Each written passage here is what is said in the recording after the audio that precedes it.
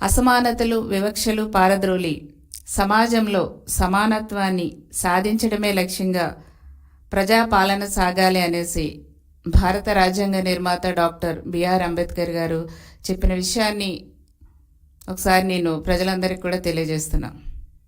కానీ దానికి విరుద్ధంగా గత 5 ఏళ్ల వైసీపీ పాలన జరిగింది. ముఖ్యంగా దళితుల మీద ఎన్నో నేరాలు, ఘోరాలు చేయించినటువంటి ఘనత ఆనాటి ముఖ్యమంత్రి జగన్మోహన్ రెడ్డి గారిది, వైసీపీ ప్రభుత్వానిది. అసలు ఈ వైసీపీ నాయకులకు డాక్టర్ బిఆర్ అంబేద్కర్ గారి యొక్క విగ్రహాలను తాకే అర్హత కూడా ఉందా అని నేను ప్రశ్నిస్తున్నా. వైసీపీ నాయకులకు, దళిత నాయకులకి అస్సలు లేదు. ఎందుకంటే ఆనాడు 2014 నుంచి 19లో చంద్రబాబు నాయుడు గారు ముఖ్యమంత్రిగా ఉన్నప్పుడు దళితుల కోసం అంబేద్కర్ విదేశీ విద్యా పథకాన్ని పెట్టడం జరిగింది.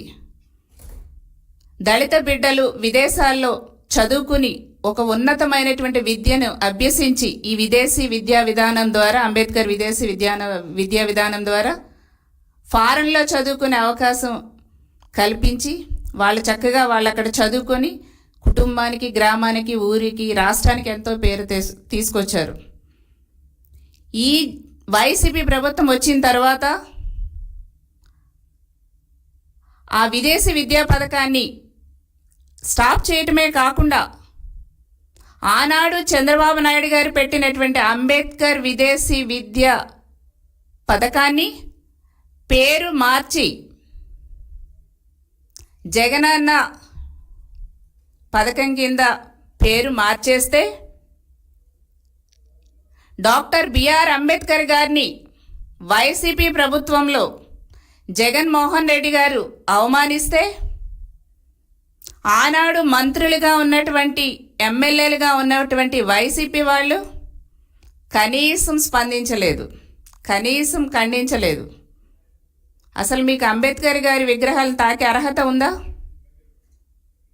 దళితులకి తెలుగుదేశం ప్రభుత్వంలో చంద్రబాబు నాయుడు గారు ప్రవేశపెట్టినటువంటి 27 పథకాలని వైసీపీ ప్రభుత్వం వచ్చిన తర్వాత పూర్తిగా రద్దు చేసేసి వాళ్ళ అభివృద్ధిని అట్టడుక్కి జగన్మోహన్ రెడ్డి గారు ఆనాడు తీసుకువెళ్ళిపోతే ఒక్క దళిత వైసీపీ నాయకుడు ప్రశ్నించారండి?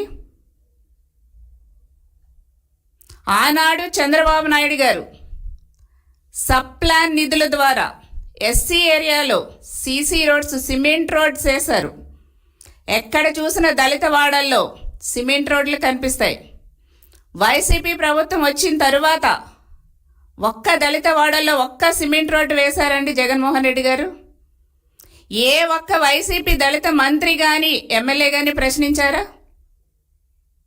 మీకు అసలు అంబేద్కర్ విగ్రహాలని తాకి అసలు అర్హత ఉందా?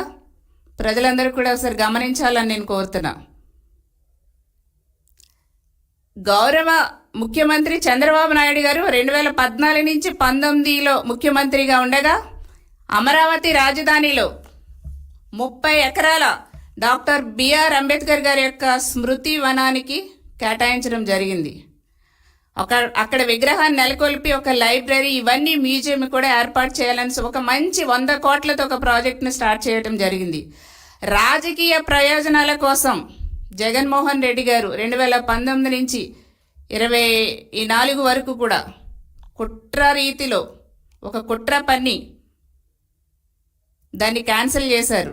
తర్వాత విజయవాడలో పెట్టడం జరిగింది. సరే, అందులో మీరు ఎంత బడ్జెట్ పెట్టి ఎంత దోచుకున్నారు అనేది ప్రజలందరూ కూడా గమనించారు. అయితే ఇప్పుడు మనం ఏదైనా ఒక ప్రోగ్రాం చేసినా, మనం ఏదైనా ఒక శంకుస్థాపన చేసినా, ఒక ప్రారంభోత్సవం చేసినా పేర్లు ఎక్కడుంటాయండి?